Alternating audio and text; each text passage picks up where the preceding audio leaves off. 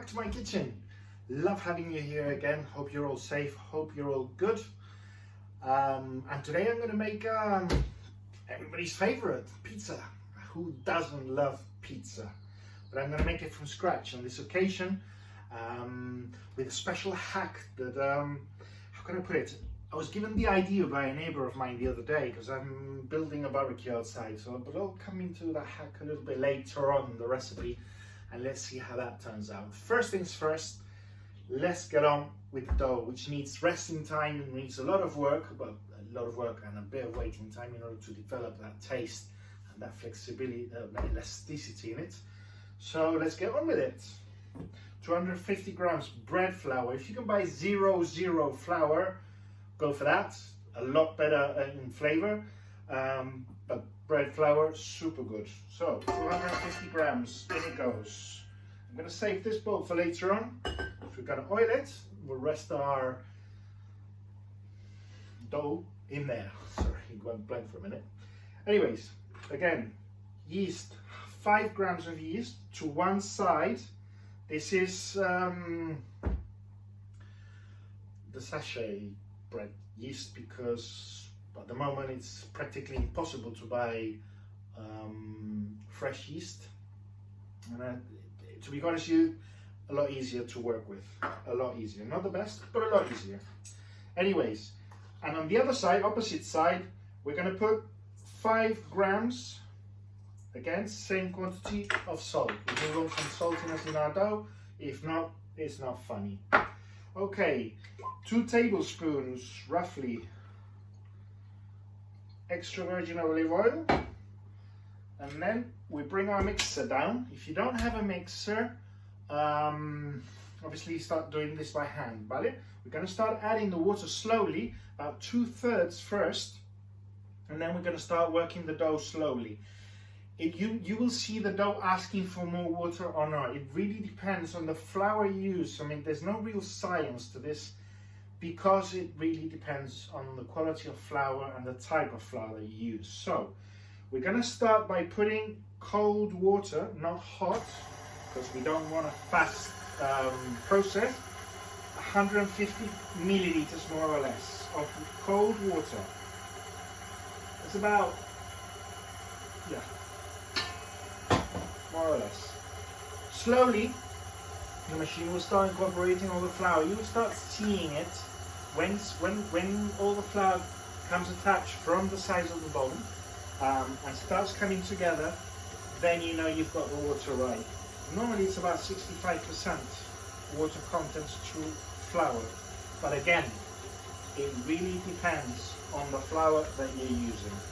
This one is asking for a little bit more water.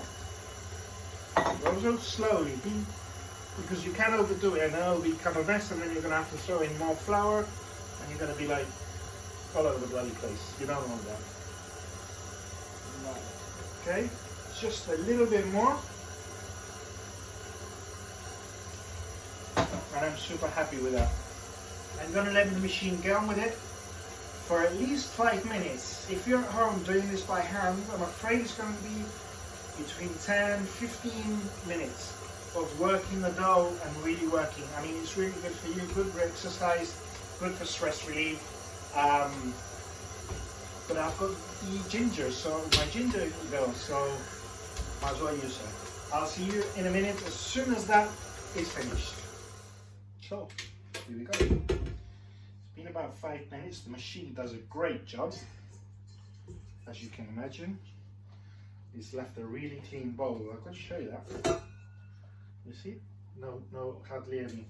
That's the idea. That's what we're looking for. And we're looking for elasticity, okay? It needs to feel elastic. So, now we go for the first proof. Right? Proving means doubling in size, letting the air develop inside and air bubbles and fermenting a little bit. This generates flavor, basically, and gives airiness to the bread.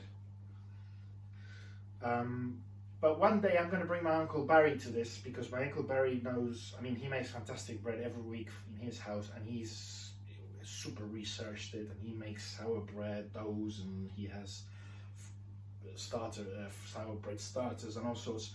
So one day we're going to do a masterclass with him. He's going to come over at home. We'll take Ginger out, we'll get the oven going, and we'll make a few breads for you to see, and he'll talk to us about the whole bread experience, you know. So yeah, anyway, 1/4 kilo, and what we're doing is I've oiled up slightly this little bowl here, right? The idea is for the dough, when it starts growing, it doesn't stick to the sides, okay? So basically, I'll throw that in. I'm going to brush my hand with the little oil on top of the dough as well, so it doesn't create a crust.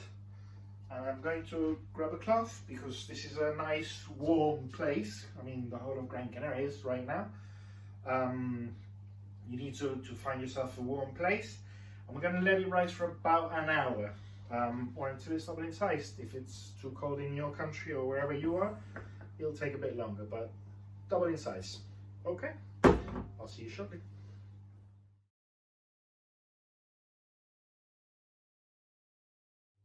Right, foodies, 1 hour has gone past. We've got a beautiful dough in here. As you can see, it's actually more than doubled, which is a good thing. We're going to take it out, because of that oil. It's going to be quite easy to take out. And we're going to put it on a floured surface. In theory, with this particular dough, we wouldn't need a second pruning. Pruning means, again, the rise of the dough, okay? And let the gluten work in it, let the air develop, let the fermentation. All this is flavor. So, if we do a second pruning, our dough or our pizza base is going to have a good flavor.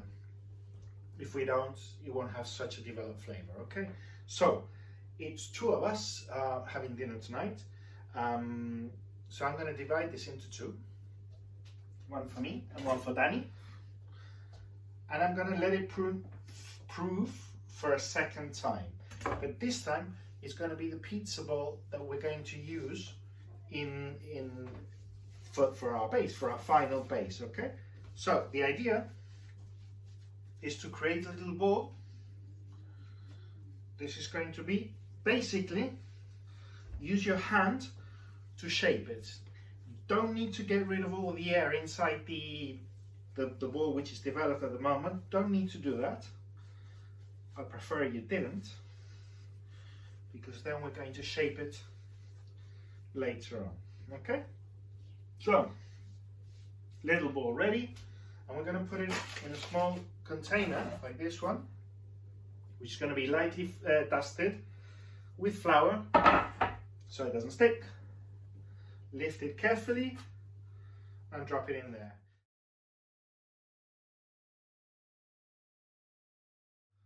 Hey foodies, not long to go now. As you can see, they're still proving, rising up, getting flavor. That's the whole point, okay? Now, come to this point, I'm going to tell you about my little hack. My idea today is to try and replicate a wood fire oven as much as possible, and I've always been thinking about how to do this.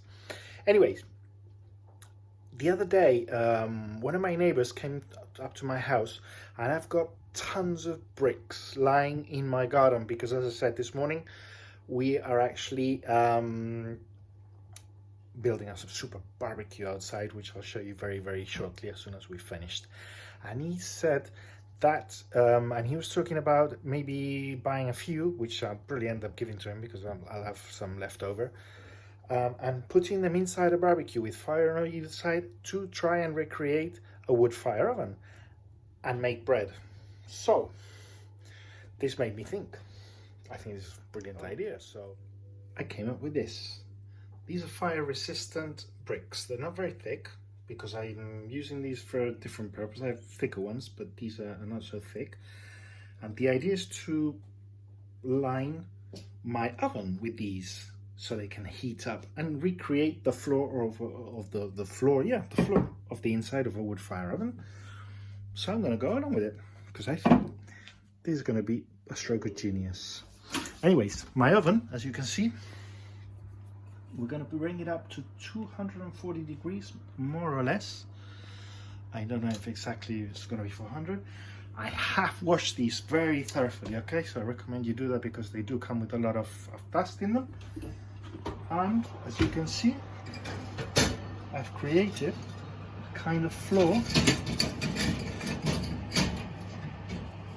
where it's gonna heat up. That's gonna be heating up for at least an hour. It's gonna be extremely hot, and it's not gonna take very long to do the pizza. So we'll see if that works. I'll see you soon shortly.